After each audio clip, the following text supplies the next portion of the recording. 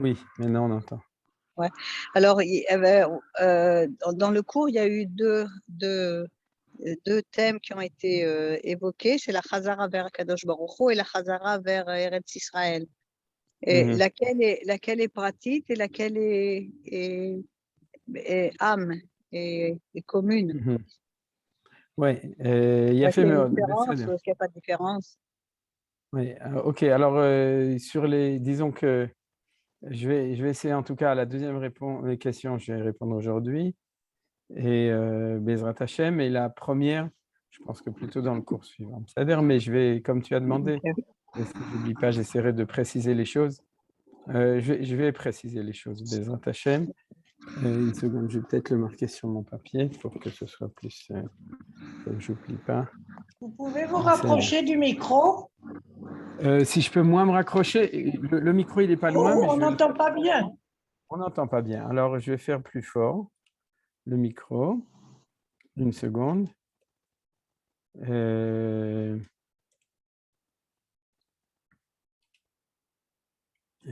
m'excusez, je vais juste trouver comment on fait ça. Exit.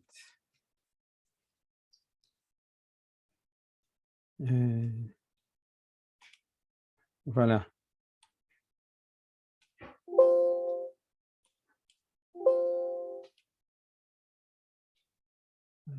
Slicha. Top. Je ne sais pas si j'ai résolu le problème. Est-ce que les gens ont un problème pour entendre? Non, on entend bien? C'est le CDR, d'accord. Alors, ok. Top. Alors, donc, on va pouvoir commencer. Il y a des gens qui ont demandé Refoua Shlema à tous les malades à Misra Père au Solange Mira Batraya, Alice Aïcha Bat, Merima Myriam et Rabbi David Hanania Pinto, le Rav Pinto Ben Rabbanit Mazal Madeleine, Besséder. Et je vais rajouter dans le. Comme l'habitude, juste s'il vous plaît, c'est la personne qui a ouvert son micro. Alors fermez vos micros, Bevakasha, si jamais quelqu'un par hasard l'a ouvert. Et donc aussi, Leilo Nishmat Michel Johar Malka et Gérald Sananes, le cours est toujours consacré à eux. Et les Rfouat et les Rachme Shamaim, la Chaya al-Barel Khadaria, Ben Yossi Shmueli, Hashem Ishmeru Vichayeu. Vous savez, c'est le soldat de Yassam qui a été blessé très gravement avant-hier. Donc, à Nachnu Bemet, on consacre notre shiur pour que les Refouato Hashlema, Bezrat Hashem, Betor Shar Chole Israël et Ptsoué Am Israël, Vetzva Agana l'Israël. Et je rajoute aussi Irène Bat Mindel, Sarah Bat Broucha et Hana Bat Kamoun à Shlema. Et comme Fabien a dit, puisque la Askara de sa sœur c'est demain, Leilo Nishmat Kamuna Bat Rachel. Je ne l'ai pas marqué. Alors, jusqu'à maintenant, ça va. On peut donc on peut refermer et je vais reprendre, donc rappeler ce qu'on avait le point essentiel qu'on avait étudié la semaine dernière, pour ceux qui étaient là et pour ceux qui n'étaient pas là. Et on va continuer aujourd'hui avec la Gdama du livre de Orot HaTshuva. Alors, bien entendu, une partie de vous connaissent un petit peu le livre de Orot HaTshuva, peut-être qu'il y a une partie de vous qui le connaissent bien, mais dans la démarche, a priori, j'ai décidé de le commencer depuis le début. Donc aujourd'hui, ce qu'on va étudier, la semaine dernière, on a étudié la lettre qu'avait écrite en 1911 Rav Kook à Rav Harlap. Donc, en fait, 14 ans avant la parution du livre. Le livre est sorti en 1925. C'est il y a environ 100 ans. Il y a un tout petit peu moins de 100 ans. Tavresh Peihei, c'est la date où la première édition du livre est sortie. Mais en 14 ans avant déjà, le Rav Kook écrivait une lettre. Igeret Shin Ainchet, 378 dans les lettres du Rav Kook, à Rav Harlap, son élève, pour expliquer pourquoi est-ce que c'était toutes ces difficultés pour écrire Orot HaTshuva. Et on a vu la semaine dernière qu'il y avait 3 thèmes, et donc aujourd'hui, on va développer une partie de ces thèmes, parce que la semaine dernière, c'était une introduction. Aujourd'hui, ça va être la Gdama du Rav Kook, donc ça va être une deuxième introduction, l'introduction de son livre, mais petit à petit, bien entendu, on va préciser les choses.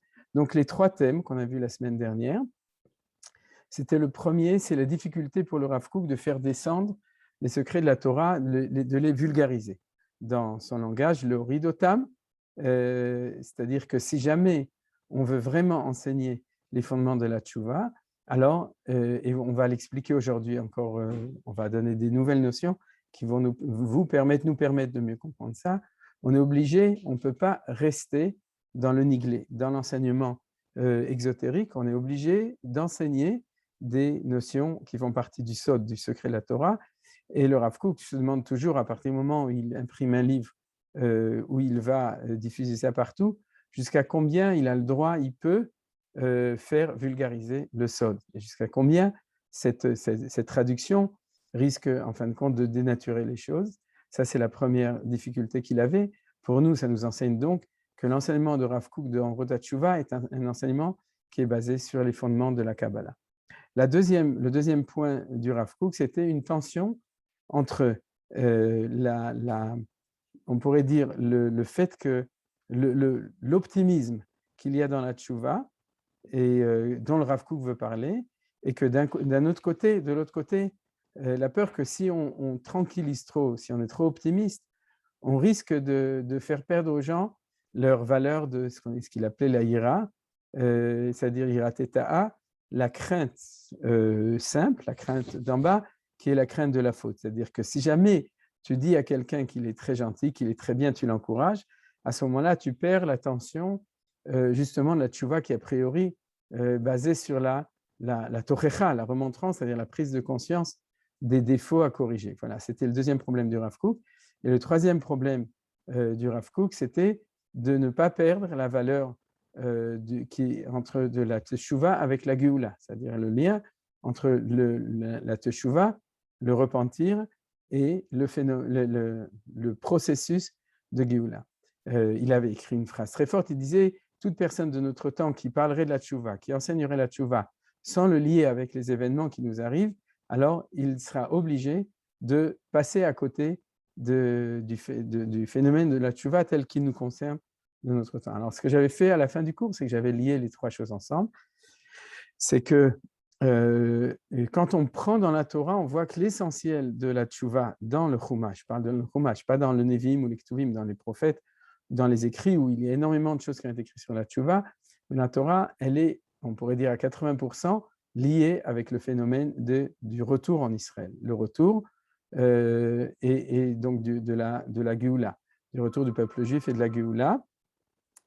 Et ça veut dire que, comme a dit le Rav Kook, c'est ça, notre étude de notre temps de la tchouva qu'il faut étudier. Et pour le comprendre, le lien entre les deux, il faut utiliser le sod, parce que tant qu'on était dans une tchouva individuelle, je reprends toujours la référence de Maïmonide, dans Ilchot Tchouva, tu as fauté, tu as pris conscience, donc tu vas faire tchouva, comment est-ce qu'on fait tout ça?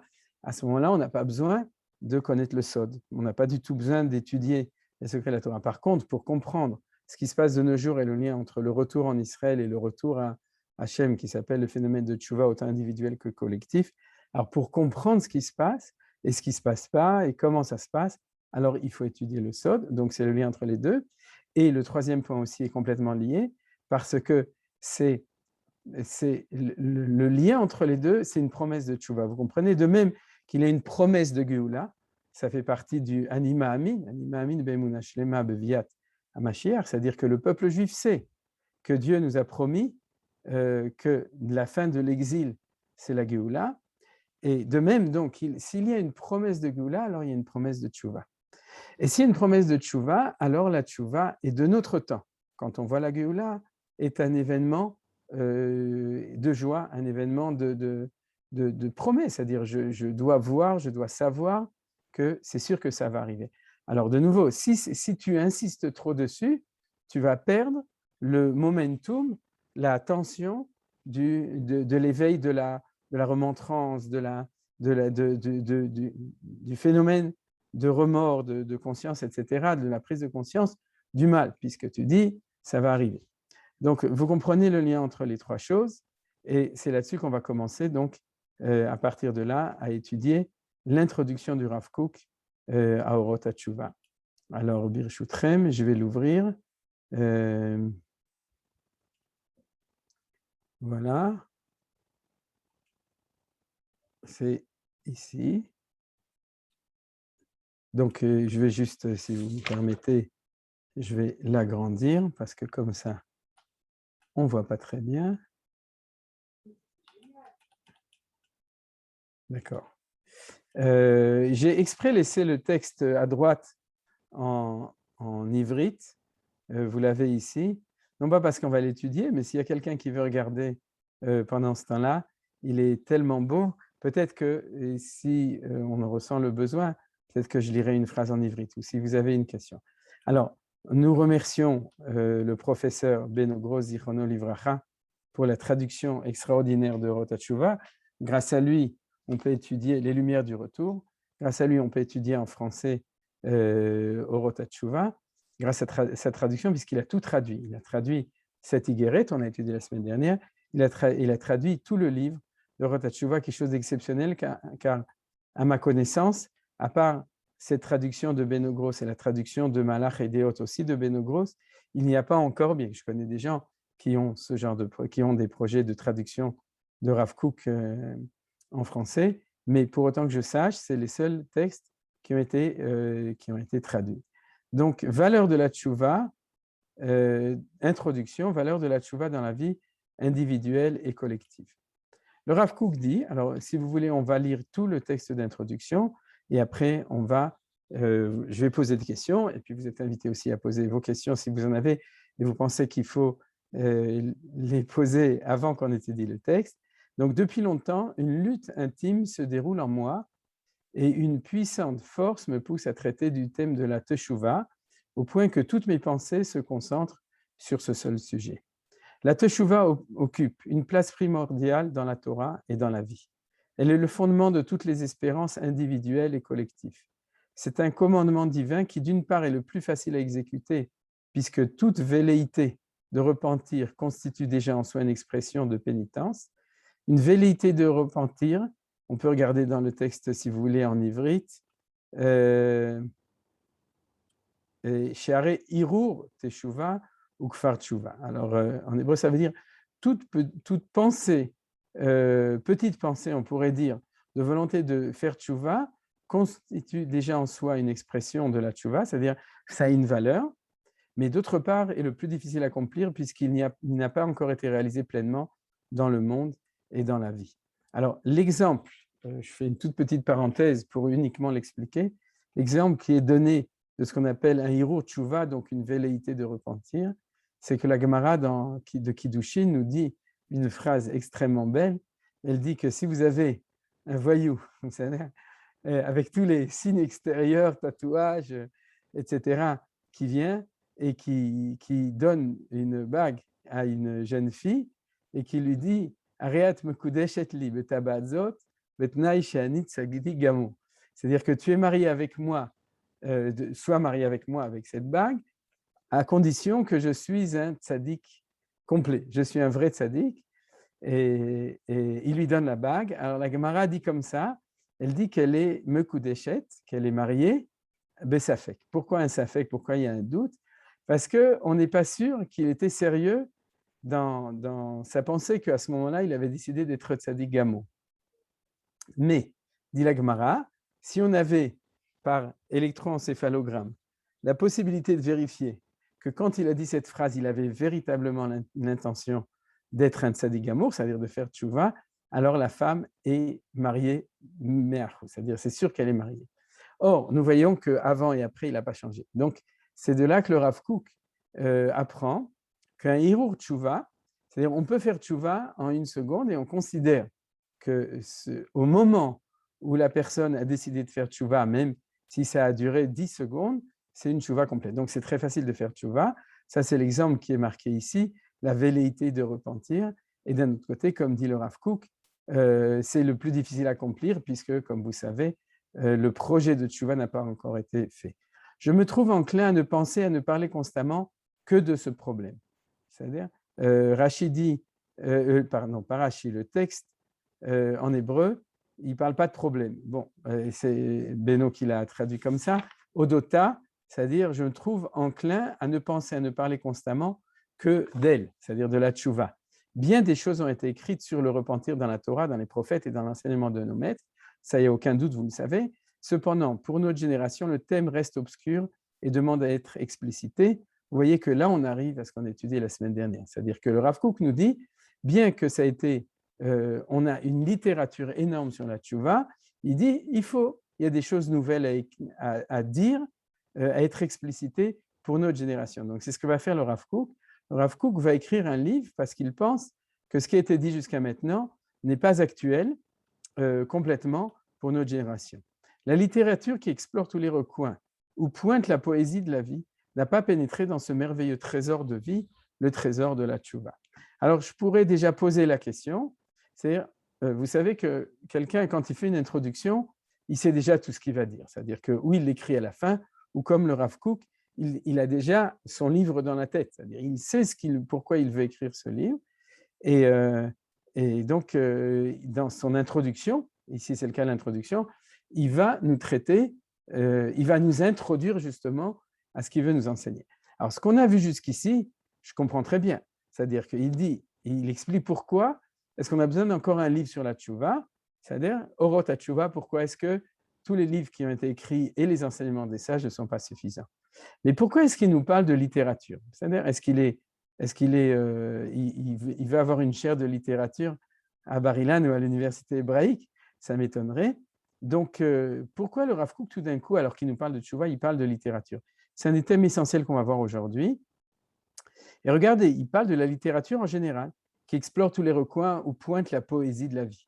Alors, la poésie de la vie, Shirat HaHaim, c'est-à-dire que la littérature parle de la vie, et de la poésie de la vie, c'est-à-dire les chants de la vie. Et il dit, il y a un merveilleux trésor de vie, le trésor de la tchouva, et on n'en a pas encore parlé.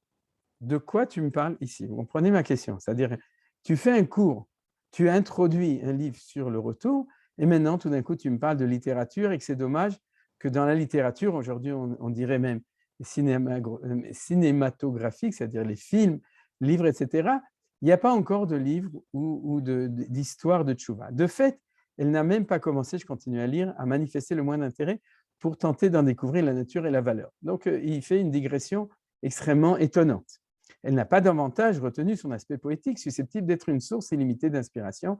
Il va sans dire qu'elle n'a pas jusqu'à présent encouragé sa réalisation effective, particulièrement en ce qui concerne les conditions de notre vie moderne. Donc, tout ce passage-là, il parle de la littérature, il regrette, nous dit le Rav Kook, que la safrout, en hébreu, c'est important, le mot sifrout ou safrout, n'a pas parlé encore de la tchouva. Du plus profond de mon être, je me sens poussé à parler de, alors si vous me permettez, on passe à la page suivante. Voilà. Donc, du plus profond de mon être, je me sens poussé à parler de la teshuva. Je redescends un petit peu, vous voyez, c'est ici de la teshuva. Et cependant, je recule devant mes propres intentions. Suis-je digne de traiter de ce sujet? Dit le Rav Kook. Les grands esprits des générations passées ont écrit sur la teshuva, les prophètes et les maîtres les plus saints, comme il a dit, les hommes pieux, les tzadikim, et les plus éminents, les chachamim. Comment oserais-je me compter parmi eux? Donc ça, je comprends. C'est-à-dire que Rav Kook connaît la grandeur de toutes les générations qui l'ont précédé. Il connaît sa place. Ce n'est pas une modestie feinte, c'est véritablement réel. Il dit, est-ce que moi, je peux écrire, après que les prophètes aient écrit, après que les sages de la Gemara, Maseret Yoma, etc., dans une chasse, et que tous les grands chachamim des générations, jusqu'au Rambam, Rabbeinu Yonah Girondi, dans Sharet Tshuva, ont écrit sur la Tshuva, qui suis-je, moi, le Rav Kook, pour me mettre faire partie de cette bibliothèque? Répond le Rav Kook, mais aucune insuffisance ne saurait me libérer de cette exigence intime. C'est-à-dire, je sais, mais je ne peux pas ne pas le faire. Pourquoi? Deux points. Il me faut parler de la Tshuva, et plus particulièrement de son aspect littéraire et pratique, en saisir la signification pour notre génération, examiner les moyens propres à la réaliser dans la vie individuelle, la vie collective. Donc, on a ici la vie individuelle et collective, la question de Daniel tout à l'heure, mais de manière générale, il explique bien que les plus grands en ont parlé, je suis obligé d'en parler. Alors, quand on dit en saisir la signification pour notre génération, ça je peux comprendre. De nouveau, je peux comprendre pourquoi le Rav Kook, il l'a expliqué, puisqu'on est dans un temps de révolution qui est le temps de la Géoula, donc il faut absolument que quelqu'un nous parle de la tchouva de ce temps-là. Mais pourquoi est-ce qu'il nous parle, et plus particulièrement de son aspect littéraire et pratique? Vous voyez, ça, je reviens à la même question. De nouveau, il nous parle de la littérature, ouais, et pratique, comment est-ce qu'il lit le côté littéraire et le côté pratique, et puis examiner les moyens propres à les réaliser dans la vie individuelle et collective. Voilà. Alors, je pense que on a vu, je vais tout simplement revenir maintenant à la première partie pour pouvoir reprendre et donc donner la réponse aux questions. Si je résume, disons, il y a 2 points essentiels. Un qu'on a déjà étudié, on pourrait dire, c'est l'interdépendance entre le phénomène de Tchouva et la révolution de notre temps, qui est le retour à Sion et le début de la Géoula. Ça, c'est le premier point qu'on voit, qu'on a vu dans la Higueret, Shinein Ched vers le Rav Harlap et qu'on retrouve ici, bien entendu. Le deuxième point, qui est tout à fait nouveau, c'est le point de la littérature. Oui. Et le troisième point, dont je n'ai pas parlé jusqu'à maintenant, c'est un petit peu… Oh, excusez-moi, c'est des manipulations. Voilà. Je voudrais poser une autre question, c'est la manière dont le Rav Kook parle au début. Il dit une puissante force me pousse à traiter le thème de la tchouva, au point que toutes mes pensées se concentrent sur ce seul sujet. C'est-à-dire que le Rav Kook dit qu'il est obsessif de tchouva. Alors, est-ce que ça veut dire que le Rav Kook était le Rav Amnon Yitzhak de sa génération? C'est-à-dire qu'il faisait des rassemblements pour ramener les Juifs à la tchouva en disant à chacun, il faut que tu fasses tchouva, etc. D'après ce qu'on connaît de Rav Kook, ce n'est pas exactement sa personnalité. On n'a aucun doute que le Rav Kook voulait faire tchouva à toute cette génération, à tous les chaloutzim, à tous les Juifs du monde, au monde entier, ça bien entendu. Il voulait participer. Mais le fait de dire que toutes ses pensées se concentrent sur ce seul sujet, c'est quelque chose qui est un petit peu étonnant, puisque le Rav Kook, en fait, dans sa largeur et grandeur d'esprit, sa pensée se concentrait dans tous les sujets possibles, imaginables, de la halacha, de la Haggadah, des questions disons, de l'histoire du destin du peuple juif, des sodot, des secrets de la Torah, du lien avec Akadosh Baruch Hu, du problème de la Géoula, des questions universelles, etc. Le Rav Kook est universel, a une pensée extrêmement large. Alors, comment est-ce qu'il peut dire que toutes ces pensées se concentrent sur ce seul sujet? Et il continue en disant, la Teshuvah occupe une place primordiale dans la Torah et dans la vie. Elle est le fondement de toutes les espérances individuelles et collectives. Alors, comment est-ce que tu peux dire une chose comme ça? C'est-à-dire que tu dis que c'est le fondement de toutes les espérances. C'est-à-dire, vous comprenez, elle occupe une place primordiale. Donc, contrairement à ce qu'on a vu la semaine dernière, que la mitzvah tchouva n'est pratiquement pas marquée dans la Torah et que même le sujet de tchouva n'est pas un des thèmes essentiels qui est raconté dans la Torah, le Rav Kook, ici, dans cette introduction, et là je comprends pourquoi il le marque dans l'introduction, mais je veux le comprendre, il nous dit que pour lui, c'est le sujet essentiel. C'est le sujet le plus important, le sujet le plus large, c'est le sujet de la tchouva. Alors, comment est-ce qu'on va comprendre, répondre à ces 3 questions? Alors, si vous me permettez, je vais commencer par la 3e question, parce que c'est justement le sujet qui va nous permettre d'approfondir le lien entre la tchouva et le côté ésotérique et la Kabbalah, et qui va nous permettre petit à petit donc mieux de comprendre Bezrat Hashem les chapitres suivants qu'on va étudier. Donc, on va répondre à cette question. Pour le Rav Kook, la Teshuvah, ce n'est pas seulement le repentir, pour reprendre la question ou la remarque de Daniel tout à l'heure, ce n'est pas seulement le repentir humain.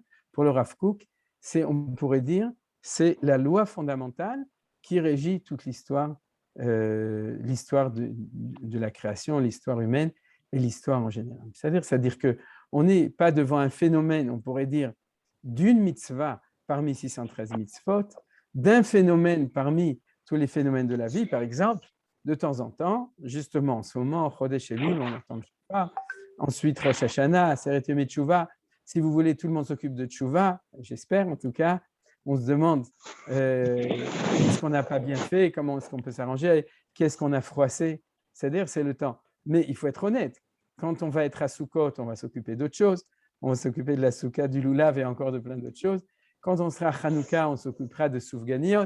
Et puis à Pessah des Matzot et tout. C'est-à-dire qu'on ne peut pas dire que notre vie est uniquement centrée autour de la Tchouva. Eh bien, le Rav Kook nous dit que oui.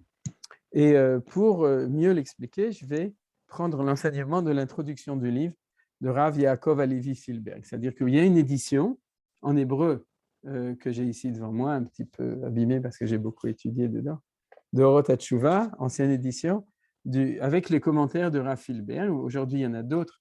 Il y a Rav Avider en hébreu qui a fait un commentaire. Il y a aussi, j'ai oublié maintenant son nom, mais bon, c'est pas grave. Encore un autre Rav tout à fait d'aujourd'hui qui a écrit un très beau commentaire.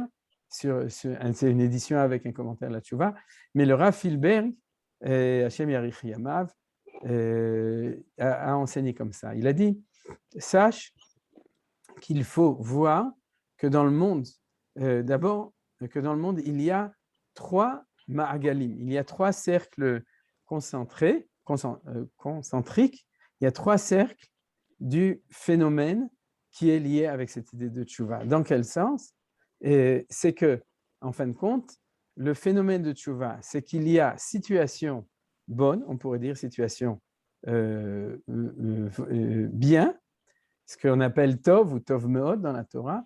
Ensuite, il y a brisure, et ensuite, il y a restauration, et restauration tikkun en hébreu, c'est la tchouva. Et c'est là-dessus qu'est basée la compréhension du Rav Kook de la tchouva, et la compréhension, justement, comme nous disions, la compréhension du sod, du secret dans la Torah. Alors, c'est quoi? C'est qu'en fin de compte, le phénomène de tchouva, c'est que quand il y a chute, alors à ce moment-là, quand il y a brisure, quand il y a quelque chose, un échec, à ce moment-là, on sent, on est appelé et on fait un tikkun, c'est-à-dire qu'on corrige cette chose. Alors, dans la vie de l'individu, c'est quelque chose que nous connaissons, c'est nouveau, c'est ce qui est marqué dans les recueils de tchouva comme celui du Rambam de Ilchot Tchouva. Si l'homme faisait le bien, qu'il est tombé, qu'il a fauté et qu'il corrige, alors à ce moment-là, on a l'archétype du phénomène du chet, de la faute et de la tchouva. Ce n'est pas comme Dostoïevski, non, chet ve'onsho, je ne sais pas comment ça s'appelle en français. C'est un livre. Crime et châtiment. Crime et châtiment. Voilà, crime et châtiment, Todarabah. Donc, chez lui, c'est crime et châtiment. Chez nous, c'est crime et teshuva. C'est important, c'est complètement différent. Et ça, c'est le troisième. Mais il nous dit, le Rav Filberg, bien entendu, basé sur la Kabbalah, l'enseignement du Ramchal, du Rav Kook, c'est que le premier cercle, le plus large, c'est ce qu'on appelle la shvirat hakelim, la brisure des kelim, des ustensiles. On dit en français la brise du vase. Je ne sais pas pourquoi, c'est un peu vaseux comme traduction. C'est-à-dire que c'est la brisure des kelim, des ustensiles ou des réceptacles. Et que quoi? Quand Dieu a créé le monde, il a créé d'une manière qui est tout à fait bizarre par rapport à ce qu'on pense quand on n'a pas étudié l'intériorité de la Torah. On pense que Dieu a décidé de créer le monde, il a dit créons le monde et le monde était créé. Vayomer Elohim Yeyor, Vayor, Dieu a dit que la lumière soit et la lumière fut. Et puis après, il a créé tout ce qu'il avait et puis petit à petit, il l'a fait jusqu'à ce qu'il arrive au 7e jour. Mais nos Chachamim dans la Kabbalah nous disent pas du tout. Ils nous disent qu'au début, Akadosh Baruch Hu a fait une lumière, c'est-à-dire qu'il a donné un influx de vie, c'est-à-dire un influx d'existence beaucoup trop grand pour ce que la créature, une fois qu'elle était créée, pouvait contenir. Et à ce moment-là, ce cli, c'est-à-dire ce réceptacle qui devait recevoir, s'est complètement cassé. Tous les débris de ça sont tombés.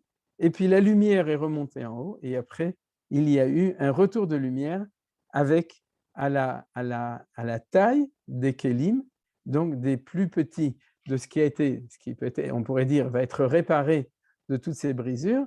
Et c'est comme ça qu'on a à la fin le tikkun. Alors, cette chose-là, si vous voulez, on va prendre, pour ça, il faut que je le ferme et que j'ouvre un nouveau screen. Aujourd'hui, on fait beaucoup d'escrime. On va étudier ce thème dans le texte tel que l'a dit le Rav Kook dans Oroth HaKodesh. C'est-à-dire page Tafkouf Mem Hey, c'est-à-dire page 545, deuxième tome de Oroth HaKodesh. Oroth HaKodesh, vous savez que c'est le texte du Rav Kook qui s'occupe de toutes ces choses les plus profondes. Il dit comme ça, Moubal val biltik vouli. Alors, si vous voulez, uniquement, on pourrait prendre d'autres textes. On va prendre ce texte du Rav Kook, qui est aussi cité par le Rav Filberg. Lama ba'ashira. Pourquoi est-ce que la brisure est arrivée? Le fils Shaelout notenetei le fikocha. Parce que la divinité, c'est Dieu, donc qui est infini, donne selon tout ce qu'elle peut donner. Va mekabel mugbal. Ou par contre, celui qui doit recevoir est limité. Ça fait partie de la création, que la création est finie. Elle est finie, donc elle est définie, et si elle est finie, elle a une limite. Imken tiatova mugbelet. Donc, automatiquement, puisque celui qui reçoit, il est limité, alors le bien qu'il peut recevoir est limité. Alken notenu atova blishio. C'est pour ça que Akadosh Baruch Hu, lui, Ensof, dans son infinitude, il donne le bien, parce que ce qu'il donne, c'est il donne du bien, toujours, ça c'est une des choses qu'on explique toujours, c'est que la création du monde, c'est de donner du bien, Beloshio, sans aucune limite, on pourrait dire, le fimidato, selon la taille du créateur, de la divinité, et pas selon la taille de celui qui reçoit.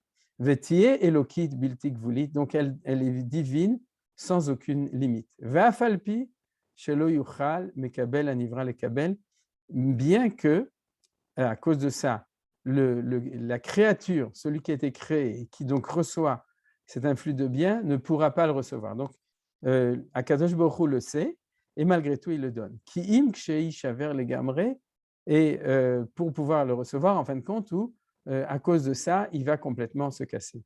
Vei bane bichukato la shuv limkoro abilti gvuli, il va être reconstruit, donc la reconstruction de la créature va être dans sa volonté de revenir vers la source infinie, l'itachet be'elokut, pour s'unir avec la divinité, ou vasé yaase anivra et atzmo. Et c'est comme ça que la créature va se faire lui-même. Veillez bemadrigat ashlemut shelaboré.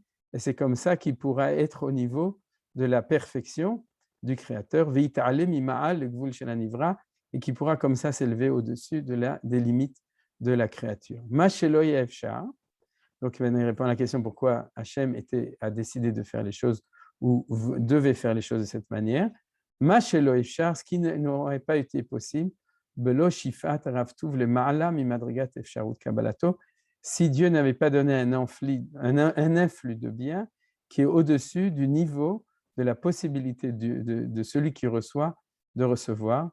Shaya tamid rak bemadrigat nivra. Donc, si jamais Dieu avait limité son influx à la taille du kli, donc de la taille de celui qui reçoit, à ce moment-là, la créature serait restée tout le temps au niveau d'une créature, velo bema ala taboreklal, et il ne serait jamais arrivé au niveau du créateur lui-même.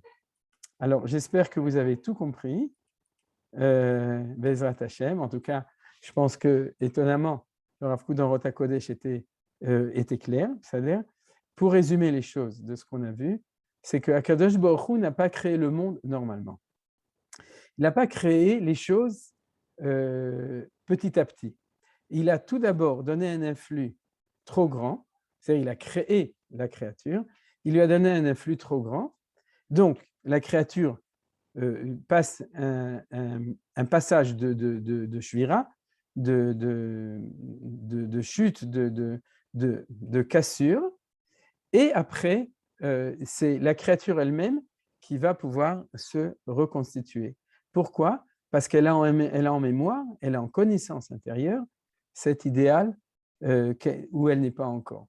Alors, si vous voulez, on peut dire comme ça, c'est que dans le monde, on est en tension entre la réalité telle qu'elle est et l'idéal tel qu'il a été et donc tel qu'il va être dans le futur.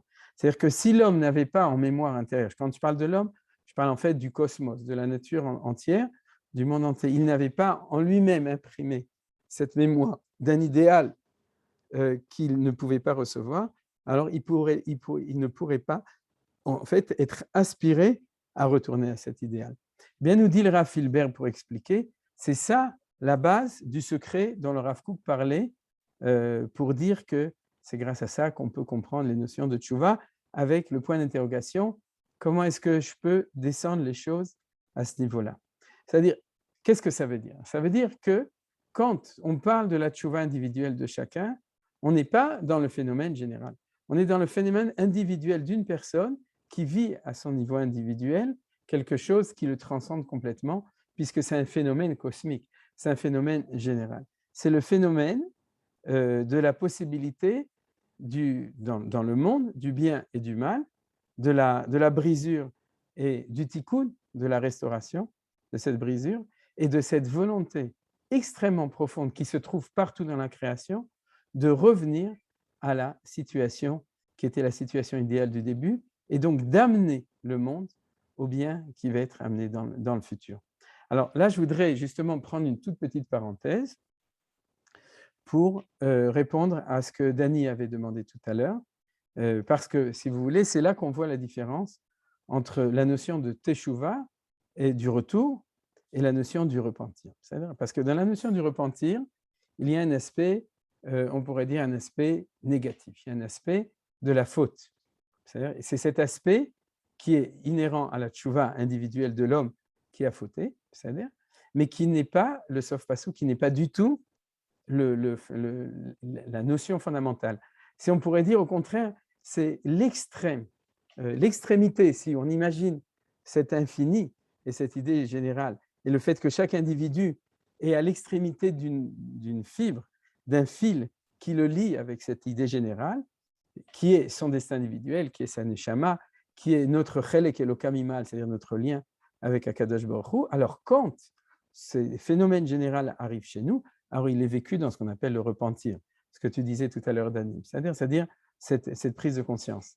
Mais ce que le Rav Kook va nous expliquer dans tout le livre, et donc je ne vais pas tout expliquer maintenant, parce que sinon on n'aurait plus besoin d'étudier le livre de Rav Kook, donc il faut nous laisser un petit peu de matière d'étude plus tard, mais en fin de compte, ce que le Rav Kook va nous expliquer, c'est ce lien entre ce mini-cercle individuel de chacun avec cet énorme cercle qui est celui de le Mahagal de la Tchouva, le cercle de la Tchouva cosmique, universel, qui est lié avec la création des mondes, même pas du monde, mais la création de tous les mondes. Et là, en fait, il y a des choses qui vont complètement transcender le destin, la volonté, la prise de conscience de chacun. Alors, bien entendu, ça ne peut pas réduire la valeur du destin individuel, Enadavar Taloui Ragbi, la conscience personnelle, notre destin personnel, notre vie personnelle, notre décision personnelle de faire teshuva, bien entendu. Mais on va comprendre comment est-ce que ce phénomène individuel ne peut pas être compris comme uniquement individuel, chacun atomisé chez chacun, mais lié avec un phénomène de teshuva général. Et du coup, ce qui est important, c'est que la teshuva, ce n'est pas le retour à une situation d'avant où je n'avais pas encore fait de faute, et puis je suis devenu un mécréant, et puis maintenant j'ai fait teshuva, donc je suis revenu. La teshuva, c'est non pas un retour, mais c'est un progrès. C'est-à-dire, c'est ce qu'on appelle le tikkun, la restauration, c'est-à-dire avancer vers le projet final. Je vais expliquer ça justement avec la notion de shvira. Dans la mentalité naturelle des choses, lorsque j'avais un vase, puisque, comme je vous avais dit, la traduction habituelle, c'est la brisure des vases. Alors, là, pour le machal, ça va être plus facile à comprendre. Vous avez un vase, par hasard, un vase de soissons. Pourquoi? Parce qu'il y a le kol éloki qui parle à chacun. Donc, c'est soi, le son qui parle à soi, qui nous parle à chacun. Donc, c'est le vase de soissons. Alors, et donc, le vase était beau, était entier. Et puis, quelqu'un, on ne sait pas qui, a cassé le vase. Et à ce moment-là, une fois qu'il était cassé, on va prendre de la colle et on va recoller les morceaux pour faire. Alors, vous imaginez bien la différence du prix entre le vase d'origine et le vase recollé. C'est évident que le vase recollé ne vaut pratiquement plus rien par rapport au vase d'origine. C'est-à-dire, dans la littérature de Chachamim, Shabbat, on appelle ça un moustiki, c'est-à-dire un cli qui est complètement rafistolé, c'est-à-dire ça ne vaut pas grand-chose, c'est-à-dire par rapport à un cli entier. Qu'est-ce qu'on vient d'apprendre maintenant? C'est que dans le monde de Akadosh Baruch Hu, c'est le cli qui est réparé qui est le cli idéal. C'est-à-dire c'est ce vase qui va être recollé, dont on va tout recoller, qui va être la volonté de Akadosh Baruch Hu, du Créateur dans le monde. Parce que ce vase d'origine, c'était la volonté du Créateur qu'il soit créé afin qu'il soit cassé, pour qu'on ait la mémoire du vase entier, pour vouloir le reconstruire. Donc, en fin de compte, dans la Emouna, ce vase recollé, c'est-à-dire, a plus de valeur que le vase d'origine. Bien entendu, puisqu'il a été investi dedans le projet du Créateur, c'est-à-dire le projet de restauration des mondes, le projet qu'on appelle. Et donc, automatiquement, vous comprenez que cette traduction du mot tchouva comme repentir, c'est-à-dire, n'est pas suffisante pour le Rav Kook. Elle est valable pour le Rambam dans Ilchot Tchouva, mais elle n'est pas du tout suffisante pour la compréhension du Rav Kook, puisqu'on a tout cela ensemble. Alors, pour continuer, ce que le Rav Hilber nous dit, c'est qu'il y a un cercle entre les deux, c'est celui de la brisure humaine.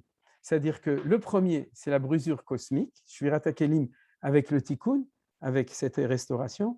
Le deuxième, c'est la brisure humaine, c'est que dès que l'homme a été créé, alors Adam et Ève ont fait une deuxième brisure. Alors là, il se base aussi sur l'enseignement du Ramchal, de Rabbi Moshe Chaim Luzzatto, dans tous les livres classiques de Rabbi Moshe Chaim Luzzatto, qui dit que le monde du Gan Eden, le monde du paradis, qui a précédé, bien qu'il était post-brisure des vases, des kelim, mais il était quand même, il fait partie dans le monde créé pour l'homme, c'est un monde qui était idéal.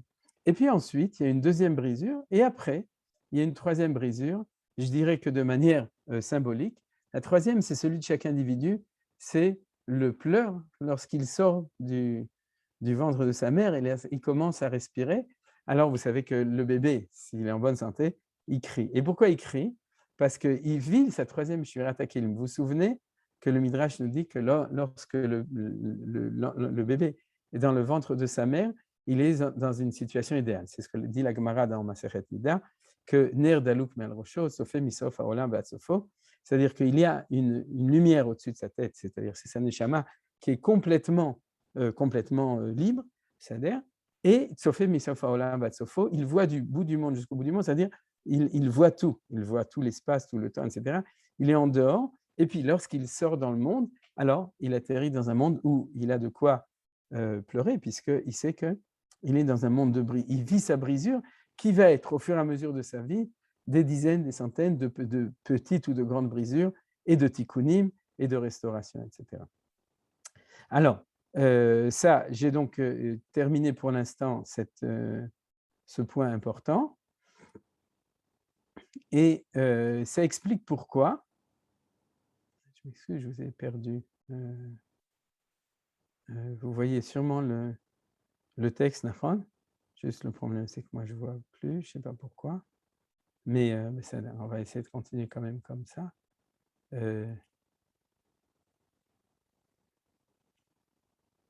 Pardon. Je sais pas. Ah, voilà. Ça a l'air. Alors, je vais reprendre le texte, si vous me permettez. Voilà.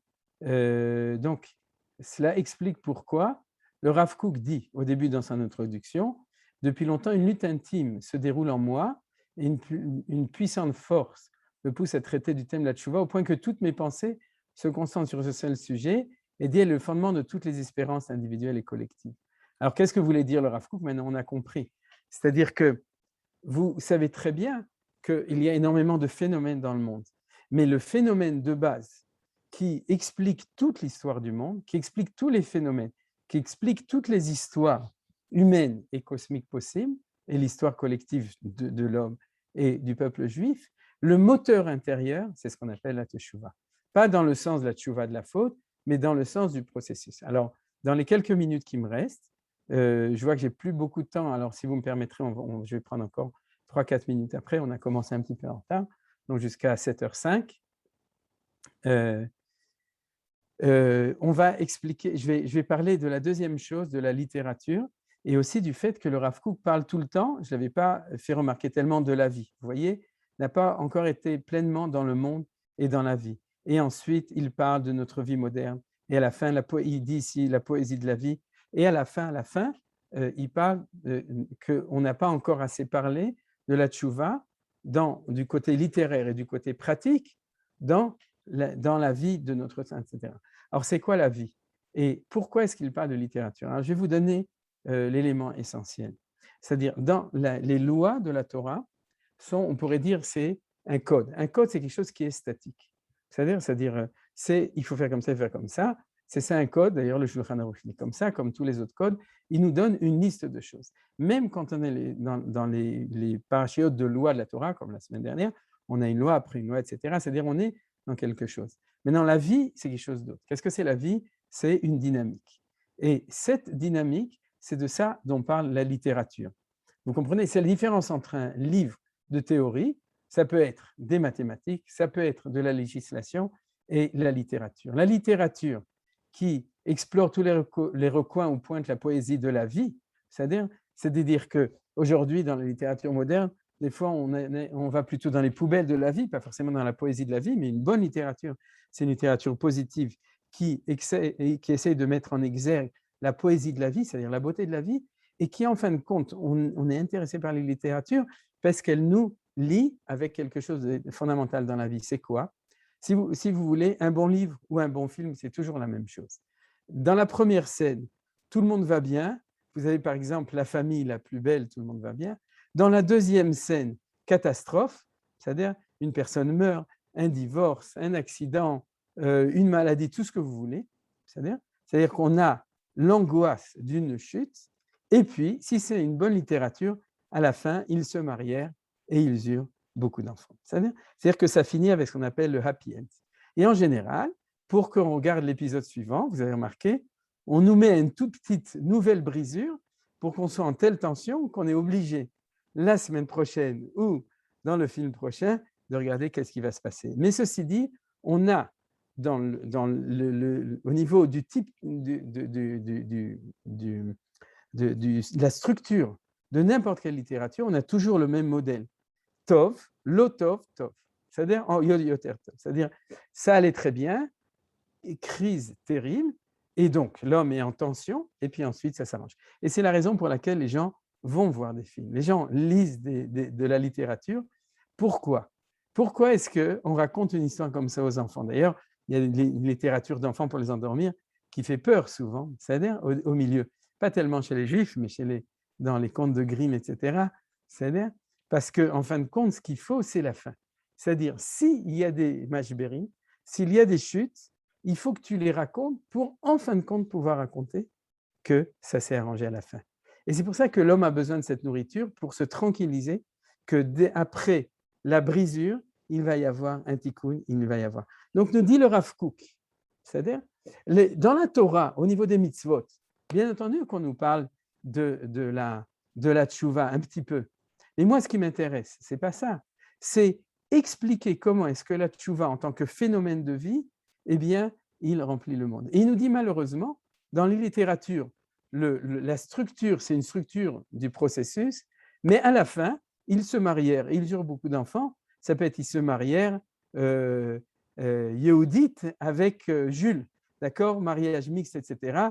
Tout le monde est content, et nous, on est coréa, on est désolé parce que ce n'est pas une littérature de Teshuvah. C'est-à-dire que où se trouve, nous dit le Rav Kook, le jour où la Teshuvah retourne dans la vie. Pourquoi? Parce que le peuple juif retourne en Israël. Et qu'il retourne dans la vie non seulement au niveau du destin individuel, mais au niveau du destin du peuple juif. En Israël, exil, retour, de nouveau, situation bonne, shvira, brisure et ensuite tikkun, restauration, et où le monde entier est en train d'avoir cette tension, nous dit le Rav Kook, il faut absolument que la tchouva rentre dans la vie. C'est-à-dire, il ne faut pas seulement enseigner des idées de tchouva pour convaincre les gens de faire tchouva, il faut expliquer comment est-ce que le phénomène de tchouva, c'est le phénomène fondamental de toutes les espérances. Regardez le mot de cette phrase. Où est-ce qu'il dit ici? Comment est-ce qu'il le dit? Ah, zut. Elle est le fondement de toutes les espérances individuelles et collectives. Alors pour ça, je voudrais vous rajouter, si vous voulez, encore un mot important. Excusez-moi, je vais le mettre en plus grand. Bien, ouais. Aujourd'hui, j'ai des problèmes de manipulation.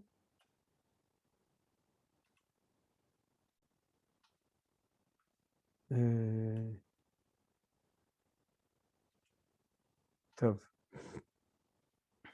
Si vous me permettez, parce que sinon je ne vous vois pas et je n'arrive pas à enseigner quand je ne vois pas les gens. Donc, je vais le faire un petit peu plus petit et vous arriverez à le lire. Vous voyez, il y a ici ce que dit le Rav Kook, est le fondement de toutes les espérances individuelles et collectives. Alors, je voudrais donner un tout petit, ce qu'on appelle un petit vort, c'est-à-dire une petite idée, sur le mot sifrout en hébreu. C'est-à-dire, le mot sifrout, c'est le mot sefer, vous savez. Eh bien, pourquoi est-ce que la sifrout s'appelle sifrout? Parce qu'elle raconte une histoire, d'accord? Il y a d'autres mots en hébreu qui sont du même ordre, c'est le mot mispar, par exemple. Le mot mispar, c'est le chiffre, vous savez, mispar. Or, dans cette conception mathématique, pourquoi le chiffre est de la même racine que l'histoire, vous êtes d'accord? Sefer et mispar, parce que quand je donne un nombre, je ne donne pas la valeur de l'objet dont je parle. Par exemple, je dis ceci est le 3e livre, c'est-à-dire je ne dis pas qu'est-ce qu'il y a à l'intérieur de livre. De même, quand je compte un minyan, je dis tu es le 5e du minyan, on ne sait pas qui est cette personne et nous connaissons aussi les dangers de cette chose, de parler du mispar, du chiffre. Mais ce que le chiffre nous donne, il nous donne une référence par rapport aux autres dans une relation de continuité. Vous comprenez? Si je dis Moshe est là et Yitzhak est là, on ne sait pas quel est le lien de relation relative entre les deux. Si on dit Moshe est le numéro 3 et Yitzhak est le numéro 6, nous savons dans quel ordre ils sont sur le podium, c'est-à-dire la relation de l'un avec l'autre, et c'est ça l'essence de la mathématique, en tout cas de cette notion du mispar. Vous voyez le lien entre les deux. De même que la sifroute nous raconte une histoire, de même les chiffres nous racontent un développement. Et je vais arriver au 3e mot qui ressemble, c'est celui de la sphira, les sphirotes. Vous connaissez les sphirotes, je ne parle pas des sphères, je parle des sphirotes dans la Kabbalah. Pourquoi notre Kabbalah? C'est-à-dire notre manière de voir l'enseignement, la connaissance de la création du monde, de Dieu, etc., se fait par des sphirotes, parce que le point essentiel des sphirotes, c'est le collier. C'est quoi le collier? C'est que chaque sphira est comme un cercle, sphère, qui est imbriquée avec celle d'au-dessus et celle d'en dessous. Et c'est grâce à ça que nous pouvons, dans l'étude des secrets de la Torah, comprendre le lien entre l'infini de Dieu et le monde réel d'ici. Pour cela, il faut une ishtalchelut. Ishtalchelut, ça veut dire une descente comme une chaîne, une descente comme une chaîne qui nous permet de comprendre le lien, et c'est pour ça que ça s'appelle des sphirotes. Alors, on a la même idée, c'est-à-dire que dans cette explication, la sphira s'appelle sphira parce qu'elle fait partie d'un phénomène d'histoire, c'est un phénomène de développement des choses d'un début jusqu'à la fin. Et je voudrais aussi citer deux autres choses pour cela. La suivante, c'est le Sefer. Vous savez que quand on parle d'un Sefer, normalement, il y a un Sefer, c'est le Sefer Torah. C'est la Torah. Sinon, par exemple, Esther, ça ne s'appelle pas un Sefer, ça s'appelle une Megillah. Un livre avec des feuilles telles qu'on a aujourd'hui, ça s'appelle un Gilion ou un Kuntras. C'est-à-dire que le mot Sefer dans la Halacha, c'est uniquement un Sefer Torah. Qu'est-ce qu'il y a de spécial dans un Sefer Torah? La halacha est comme ça. C'est qu'elle doit être faite avec 2 rouleaux. Vous savez, c'est-à-dire qu'il y a 2 rouleaux. Regardez, c'est extraordinaire. La Torah, c'est Torah Traim. Ce n'est pas un code de loi uniquement. Bien entendu, il y a les lois, il y a les normes. Mais quand on lit dans la Torah, qu'est-ce qu'on lit? On lit le passé, le présent et le futur. On lit ce qui a déjà existé, c'est ce qui a déjà été roulé depuis Bereshit jusqu'à l'endroit qu'on lit dans la Torah. On est en train de lire l'histoire présente, la Parashat Hashavua, ce qui est arrivé cette semaine, et puis on a devant nous tout ce qui est encore à se dérouler après et qui va venir après. C'est-à-dire, vous savez qu'en hébreu, l'iglol, c'est-à-dire, ça vient du mot biglal, c'est parce que. C'est-à-dire que le mot parce que, c'est qu'il y a quelque chose qui s'est déroulé. Il y a un roulement et il y a quelque chose qui va se dérouler. Et c'est le secret du projet d'origine, du présent avec cette brisure, et puis du tikkun de la tchouva, de la restauration qui reste à faire et qui est ce qui ne s'est pas encore déroulé dans la deuxième partie du Sefer Torah. Donc vous avez compris que si un jour on demande ce livre de la Torah, pourquoi Sefer? Alors vous direz c'est pour Sefer Torah, parce qu'il y a dedans, en fin de compte, tous les secrets d'une Torah trahi. C'est d'une Torah de vie qui se déroule, qui se roule, qui se déroule et qui inclut dedans tout ce processus d'avant, maintenant et après, Haya, Ove, Veillé, le passé, le présent, le futur, le passé idéal, le présent avec la brisure et le projet de Tchouva qui va nous amener au futur après. Alors ça, c'était, si vous voulez, en français, c'est Manitou qui nous a dit, il y a un autre mot qui va avec le mot Sefer, c'est j'espère. C'est-à-dire, j'espère, c'est je suis dans le Sefer. Et c'est ce qu'on dit l'espérance. Vous voyez que c'est marqué ici, c'est-à-dire, mais en hébreu, ça s'appelle tikva. L'espérance et la tikva, et c'est la même chose. Parce que le mot tikva vient du mot kav. Et c'est quoi le kav? C'est la ligne. C'est-à-dire que si je sais que le monde un jour était bien, que dans toutes les brisures, il y a un projet voulu par le Créateur pour pouvoir faire la restauration, alors je comprends que le monde n'est pas un monde du chaos, du crime et du châtiment, du désespoir de l'Apocalypse, mais je comprends que le monde a été créé comme un monde avec une ligne directrice qui s'appelle le kav de la tikva, en français l'espérance qui vient du même mot que sphira. Alors vous voyez, donc je vais peut-être arrêter du coup le screen pour pouvoir terminer le cours maintenant, en disant que ce qu'on a un petit peu étudié aujourd'hui, dans son introduction, on comprend pourquoi est-ce que le Rav Kook nous parlait non seulement de la largeur de la Teshuvah, et en plus de l'obligation urgente de le faire entrer dans la littérature. Parce que le faire rentrer dans la littérature, c'est réintégrer la Teshuvah non seulement dans des préceptes de Teshuvah, mais dans la vie. C'est d'expliquer l'histoire. En effet, même si la semaine dernière, je vous ai dit que la Teshuvah n'est pas tellement mentionnée dans le Chumash, mais l'idée que l'homme arrive, Adam, qu'il y a une chute et qu'ensuite il y a possibilité de restauration, l'idée que le peuple juif est en exil et qu'il sort, l'idée que le peuple juif en sortant peut chuter dans la faute du veau d'or et qu'ensuite il va sortir, et ensuite de manière claire que David Amelech peut nous enseigner comment est-ce qu'un homme peut tomber et peut se relever pour faire tchouva, toutes ces idées, c'est le fondement de la Torah. C'est le fondement optimiste et en même temps le fondement exigeant que Dieu nous dit dans le livre de la Torah par rapport à tous les autres systèmes de pensée qui puissent être dans le monde, c'est qu'il y a un sipour, c'est qu'il y a une idée, les choses ne s'arrêtent pas s'il y a eu une chute, même s'il y a la mort, il y a quelque chose après la mort, il y a résurrection du monde, il y a Gan Eden, il y a Olam Haba, etc. Les choses ne s'arrêtent jamais au moment de la chute et l'histoire est cette histoire d'un début qui est bien d'une chute au milieu et d'une restauration. Alors, c'est ce que nous dit le Rav Kook pour terminer. C'est ce que je veux, c'est ramener la tchouva dans la littérature et dans la vie. Vous voyez que c'est la même chose. Le mettre dans la littérature, c'est permettre à ceux qui savent raconter la vie de raconter une vraie vie de Kedusha et de Teshuvah. Et il dit, c'est extrêmement urgent le jour où il y a Tehiyat Haouma, où il y a résurrection du peuple juif, puisque lorsqu'il y a la résurrection du peuple juif, alors automatiquement, il y a des énergies de résurrection de vie et donc de tchouva qui sont beaucoup plus grandes. Et c'est ça que le Rav Kook va nous enseigner, si Dieu veut, dans les prochains chapitres de Orot HaTshuva. Toda Rabba. Donc, si vous avez des questions, vous avez été invité à les poser. Le compte est bon. Toda Rabba. Beseder. Toda Rabba. Oui, je voudrais dire quelque chose. D'accord, Dani. À propos des poteries brisées, en archéologie, elles valent beaucoup plus cher que les neuves. Ça, c'est un. Deuxièmement, Oui. est-ce que c'est possible que si le Rav Kook avait écrit maintenant Orot HaTshuva avec le Tzioni Dati, il aurait écrit ça différemment? Parce qu'à l'époque où il a écrit, il manquait quand même toute cette population qui est Tzioni Dati. Je suis d'accord avec toi. De toute façon, je pense que s'il avait écrit 10 ans après ou 15 ans après, il aurait écrit différemment, puisqu'il a dit complètement qu'il est dans la traduction au temps présent des choses. Et depuis 100 ans, 80, le moment où il est sorti, le livre, justement, où le moment où il a écrit, ça fait sans doute exactement 100 ans, les choses, Baruch Hashem, ont évolué.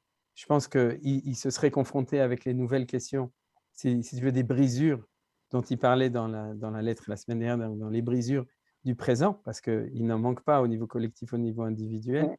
C'est-à-dire, au début, on a prié pour la guérison du soldat, et ça fait partie des brisures et des choses tellement terribles de se dire comment est-ce que des choses comme ça arrivent.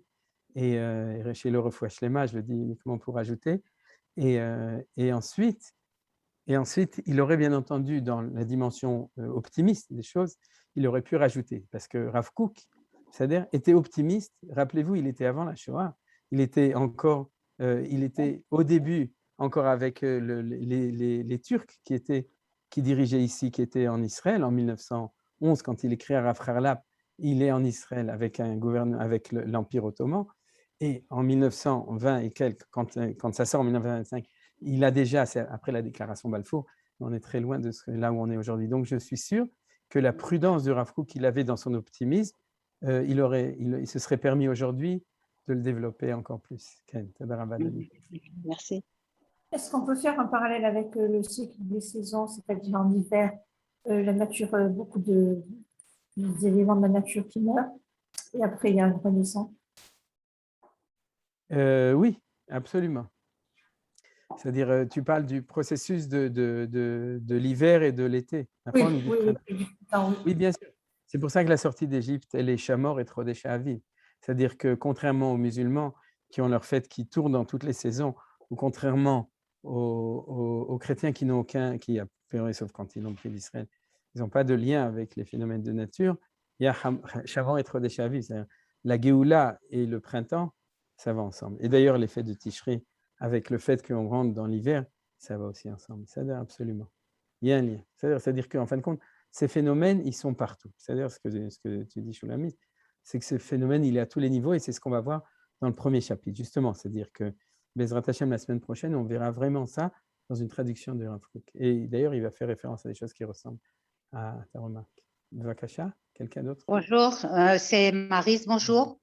Justement, Bonjour. je viens de lire quelque chose, il n'y a pas de coïncidence, on dit, mais en fait, il y a vraiment une coïncidence. J'ai lu que Manitou avait écrit que quand on jeûne pour Yom Kippour, on se repentit sur les fautes de l'année, pas sur les fautes qui ont eu lieu le Kippour précédent.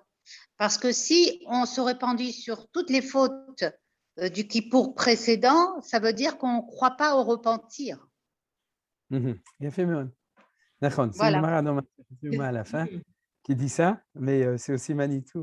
C'est-à-dire que Manitou, il prenait aussi ce thème et c'est important ce que vous dites, c'est de l'optimisme. C'est-à-dire, une partie de l'optimisme, c'est de ne pas se retourner toute sa vie autour des fautes qu'on a fait. Alors, c'est une discussion dans la Gemara, mais c'est-à-dire, si vous voulez, de dire, OK, il y a eu faute, mais on peut corriger puisqu'on doit et on finira par corriger. Donc, comme vous avez dit, si on l'a corrigé, ce n'est pas la peine de revenir tout le temps dessus. C'est-à-dire, alors, bien entendu, la Gemara discute dessus parce qu'elle cite le pasuk de Vechatatin et Gditamid que dit David Amelech, c'est-à-dire que d'un côté, c'est extrêmement important. Si par exemple, moi je cite toujours cet exemple parce que je suis sûr que ça concerne beaucoup de gens ici, si une fois tu mangeais pas cachère et que tu savais le goût du pas cachère, mais que depuis 30 ans, tu as toujours mangé cachère et que franchement, aujourd'hui, quand tu passes à côté d'un truc, ça ne donne même plus envie, ou même si ça donne envie, tu n'as aucune discussion,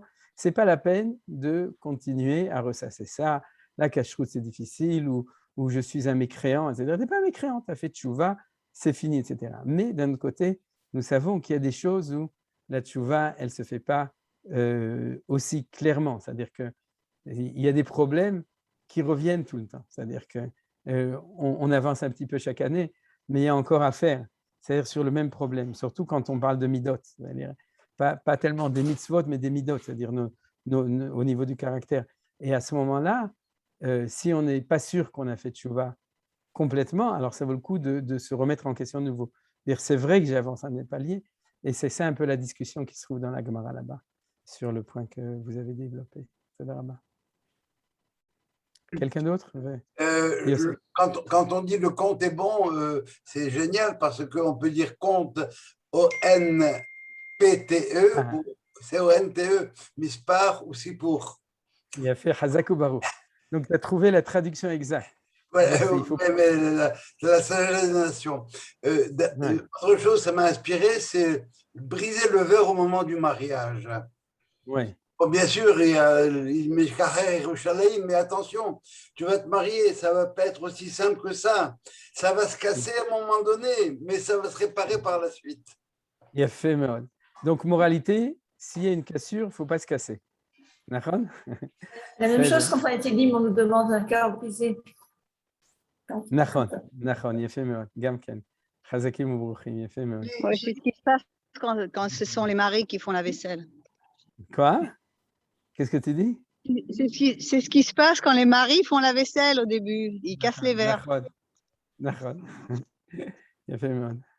Qu'à cela ne tienne. Ils font exprès pour pas qu'on leur demande de le refaire. Voyons. Nachon. Ah, j'avais pas pensé à ça.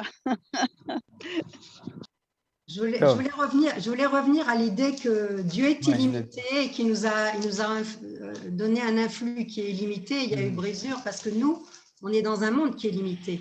Alors, comment cette chouva peut nous faire dépasser ce tikrat srouchit qui est entre notre monde qui est limité et Dieu qui est illimité? Il y a un moment, il arrive une sorte de tension qui ne peut pas être résolue, si on peut dire, et qui peut entraîner une sorte de désespoir aussi. Parce qu'on sait qu'on ne peut pas dépasser. On peut tendre à être meilleur, ça c'est vrai, mais on arrivera toujours à un plafond, on ne peut pas. Ce que Rav Kook a dit, c'est que non. C'est-à-dire, bien entendu, si tu veux, dans le texte du Rav Kook, il faut le prendre à son niveau, que c'est du Rota Kodesh. D'accord? C'est-à-dire, il dit, on pourrait dire communion absolue avec l'infini, avec le Créateur, etc. Tu as raison, mais le chidouche, si tu veux, c'est qu'on peut dépasser.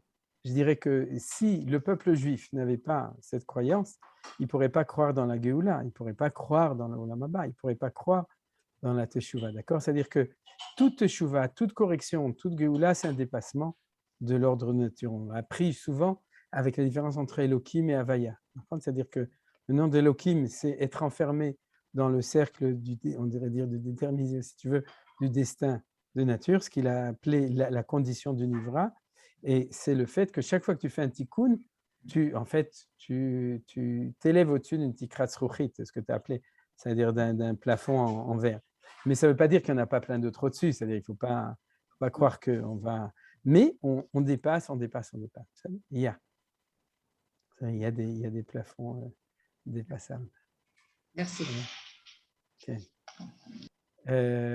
Zéou, je crois qu'on va s'arrêter, non, parce qu'en plus, il y a un cours après. Où est-ce qu'il est, Johan? Johan, tu es là? Top, ok, Besséder. Alors, si Johan n'est pas là, on termine. Et Bezrat Hashem, tout d'abord, je suis obligé parce que la Midreshet Yehuda n'a pas encore annoncé. Ça va être annoncé, mais je vais demander qu'il l'annonce vite. Cette semaine, exceptionnellement, comme d'habitude, le cours de Parashat Hashavua, il sera mercredi à 6h, c'est interchangé avec le Rav Uziel, et pas jeudi. Je suis désolé. Pour des raisons personnelles. Donc, ce sera le premier cours de Parashat Hashavua. Il ne sera pas le jeudi, il sera mercredi, il ne sera pas à 7h, il sera à 6h pour les gens qui ont besoin de faire Mincha Ma'ariv. Je suis désolé. Ça a été annoncé. Ça a été déjà annoncé. Ça a été annoncé. Ah, ça a été annoncé, Metsuyan, je n'avais pas vu. C'est bien de le répéter parce qu'on va oublier. Voilà. Donc, pour ceux qui veulent, notez dans vos carnets mercredi et pas jeudi. Top. Alors, Koltouv, il n'y a pas de musique parce que Johan n'est pas là pour nous faire de la musique comme d'habitude. Tu vas. Et à la semaine prochaine, Bezrat Hashem. Koltouv.